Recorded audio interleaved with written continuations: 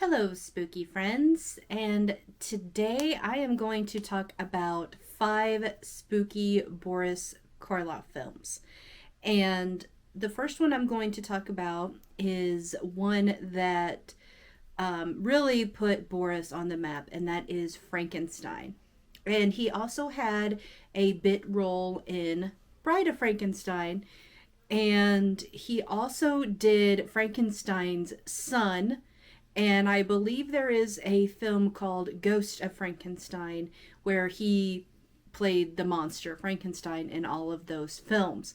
Um, those are my favorite Boris films, is the Frankenstein franchise that he did.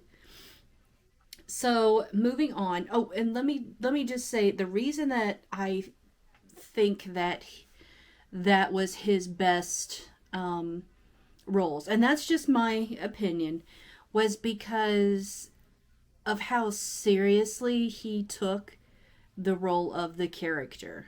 Um, when you watch the original Frankenstein with him as Frankenstein, you feel what the monster is feeling. I remember as a kid, I mean, little kid, um, watching that Frankenstein for the first time with my grandma, and I remember being scared at first, but then as the movie went on, I became more not so much afraid of the monster, but I began to like the monster. I began to sympathize with the monster. And so, and it the same thing with Bride of Frankenstein. When I first saw Bride of Frankenstein, I was a kid. When she first, awake comes awake, it scared the crap out of me. But then I really fell in love with her character and then the two of them together. And so, yeah, I think the way he did the character, it just really pulls you into the emotions from that character. And there have been several Frankenstein movies since, and ever since when I watched the newer Frankenstein movies, I can't relate to the character. I just don't feel that same emotion like I did when I first saw Boris playing Frankenstein. So that's gonna do it on, but that's, like I said, just my opinion. So next up we have the movie called The Terror. The Terror came out in the probably, I think, the late 60s, maybe early 70s. It also co-stars a very young Jack Nicholson. And in the movie The Terror, um, Boris plays a man by the name of well, his last name is Von Lepp, and he has gone into, like, he is the Baron Von Lepp, and he lives in his mansion, and he's kind of gone into this dark place, if you will, after losing his wife, and he doesn't really socialize with anyone. He just stays in his mansion, minds his own business. Meanwhile, there is a witch that lives out away from the mansion, out in the woods, and she comes into play early on in the movie. But as the movie unfolds, you start to realize that the witch is somehow connected to the Baron as well. And then, even more so as the movie goes on, Jack Nicholson's character comes. He plays a French soldier who got lost from his regiment. He shows up at the door of the mansion, kind of starts nosing around, and he falls in love with a woman named Elaine. And then come to find out that Elaine never really exists. Like, he was just seeing her ghost, or was he? Elaine was the Baron's wife. Then there's another major plot twist, and the witch ends up being the Baron's mother. And yeah, there's a lot of twists and turns in that movie, but it's a fantastic movie. It is one of my favorites to watch this time of year. It is one of my cozy movies. I can put it in. There is a few jump scares, but there's no like total blood or gore, except at the end. There's like a small bloody scene, and that's it. And the effects are horrible. um, but I mean, you can really tell it was made with a very small budget, but that's fine. The acting makes up for it. The acting in that movie is phenomenal. You get to know each and every character, and there's characters too that play bit parts as well, but you get used to those characters, and when things happen to them, you're just kind of like, oh man. So yeah, definitely a good movie. I would definitely check it out. I believe that it is streaming on most platforms, as well as Frankenstein. I'm sure you can find it just about anywhere. But definitely check out The Terror. Jack Nicholson's role, I don't think that they could have picked a better character for that role. He defines that movie along with Boris. Boris's character, there's just something about him playing the Baron that it's like that role was created for him when you're watching the movie. It's the perfect role for him, and he plays the part of that character phenomenally. So check it out. That is The Terror. Next up, it is The Mummy. And no, not The Mummy with Brendan Fraser. This is the original Mummy, the OG Mummy. I believe it came out in the 1930s. I want to say probably around 1934 is what I'm thinking. And it's what you would expect. I mean, he just plays, the part of the mummy, comes to life, blah, blah, blah, blah, blah. It is a spooky film because he plays a mummy, but to be perfectly honest, it's very slow. And it's not all that intriguing, but that's my opinion, remember. The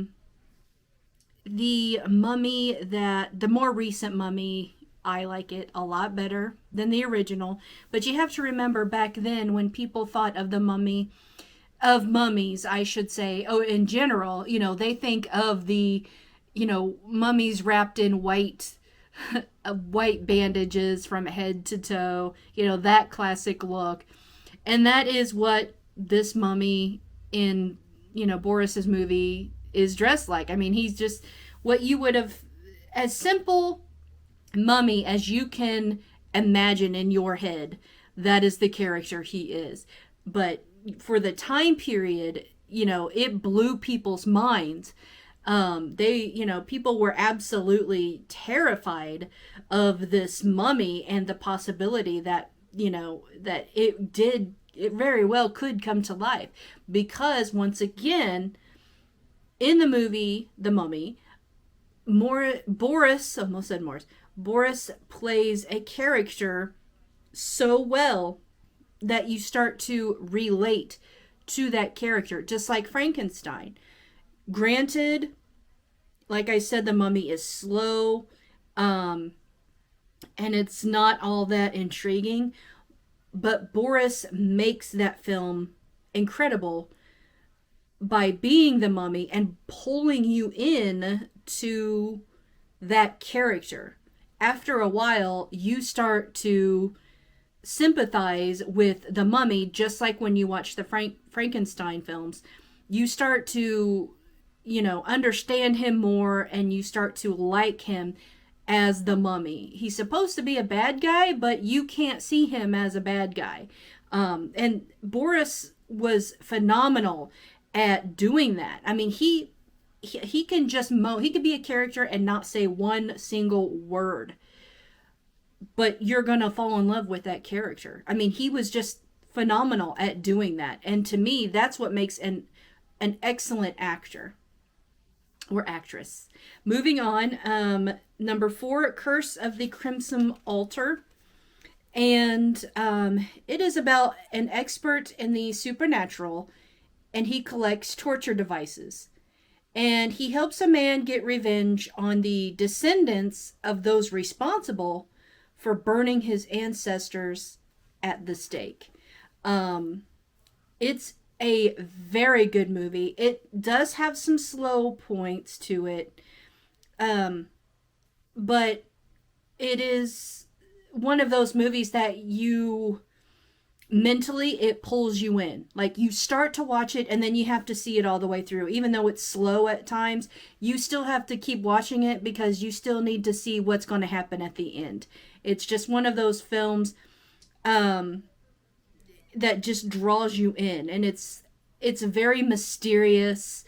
It's almost a noir film where it's kind of like a who did it almost. um but it is a very good movie. It's one of his lesser popular films. It is called Curse of the Crimson Altar. Definitely check it out. The torture device uh area of the movie I thought was very interesting. And it was kind of like when I first saw that movie and that part of it was brought into play, it shocks you because you're just kind of like, whoa, I didn't see that coming. Like, where did that come from? It's kind of like it was thrown in the movie as an afterthought. Maybe your opinion is different, but at least for me, that's what I felt like. Like, it was just like an afterthought. Hey, let's throw in this little tidbit. For what reason, I don't know. Well, I'm assuming it's because that's what they used to torture the witches with. I'm assuming. But yeah, definitely check it out. And you can find that streaming on most platforms as well. I actually found it on Turner Classic Movies one night. I was flipping through. I love that channel, by the way, because I love old vintage Hollywood. And I was flipping through that channel one night and I saw that it was on, and I was like, and I saw Boris Karloff, and I'm just like, very interesting. I want to check this movie out because I've never heard of it before. I was not disappointed. It does have slow points, like I said, but it is still a very good movie. So check that out. Curse of the Crimson Altar. And then last but definitely not least, a movie he did called The Walking Dead. And not to be confused with today's Walking Dead. And it's nothing like the show whatsoever. So this one is an executed convict returns from the grave to get revenge on the gangsters that framed him for murder. And it is actually a doctor that returns. And it's very there's a lot of twists and turns again in that movie. A lot of Boris's films are like that. Like it starts going in one direction and then there's this huge plot twist and it completely turns and goes into another direction, but yet somehow at the end of the movie it all meets together. Very interesting film. I saw it only one time and I saw it a long time ago and I haven't been able to find it anywhere since that time. So to be honest, I had to look up parts of what it was about because I had forgotten what part of it was about because it's been so long ago. And like I said, I cannot find that movie anywhere. So good luck to you if you're interested in watching that movie. I hope you can find it and watch it. It definitely is a good movie. To be honest, I've never seen a Boris film that wasn't a good movie. Definitely not slow. This movie has so many twists and turns to it. It is not a slow film at all. And you think it's one of those films where the entire story is going to be just about him telling a tale and this and that or whatever. And he's telling you a story, but it's not. Like, it throws you into the story as well. So you're watching everything unfold. And it is so good. Like I said, lots of plot twists and turns in that film. And that was called The Walking Dead. And I want to say it came out, I believe The Walking Dead, and I could be wrong, but I'm thinking that one, actually let me look it up because I have looked at so many of his films. The that I can't remember exactly when that one came out. I want to say, okay, yeah, the 1936 is when it came out. And that's what I was thinking was probably the 1930s, but he did a lot of films in the 50s as well. So I wanted to make sure it wasn't one of the 1950s films. So the 5 spooky Boris Karloff films are Frankenstein, The Terror, The Mummy, Curse of the Crimson Altar, and The Walking Dead. So those are 5 spooky Boris Karloff films, and I hope you watch each and every one of them. If you do, please let us know down in the comments section below which one of those was your favorites.